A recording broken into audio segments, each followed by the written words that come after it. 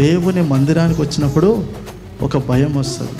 ఈ భయం ఏం చేసిద్దంటే పరిశుద్ధంగా ఉండటానికి మీకు మీ హృదయాలకి తోడ్పడుతుంది. ఎలాగ ఉండటానికి? పరిశుద్ధంగా ఉండటానికి. పరిశుద్ధంగా ఉన్నప్పుడు దేవుడు మిమ్మల్ని దీవించాలనుకుంటాడు. దేవుని సన్నిధి మిమ్మల్ని ఆకట్టుకుంటుంది. చాలామంది ఏం చేస్తారంటే దేవుని మందిరానికి వచ్చి వెళ్తూ ఉంటారు, కానీ పరిశుద్ధంగా ఉండాలనుకోరు. దేవుని మందిరానికి వచ్చి వెళ్ళాలనుకుంటారు, కానీ పరిశుద్ధంగా జీవించాలనుకోరు.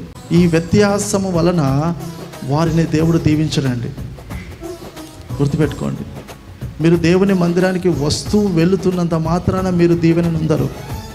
గుర్తుపెట్టుకోండి, దేవుని సన్నిధి తీసుకొని పోయేవాడు అనగా ఇక్కడ ఏ నెమ్మది పొందావో, ఏ భయభక్తులతో దేవుని సన్నిధిలో కూర్చున్నావో, ఈ భయభక్తులతో నువ్వు తిరిగి వెళ్ళినప్పుడు అన్ని చోట్ల ఈ భయము నిన్ను ఆవరించినప్పుడు, దేవుని వాక్యము నీలో నిలిచి ఉన్నప్పుడు, ఆ సన్నిధి నీకు తోడుగా ఉన్నప్పుడు నీవు ఏ అపవిత్రమైన దానిని ముట్టవు.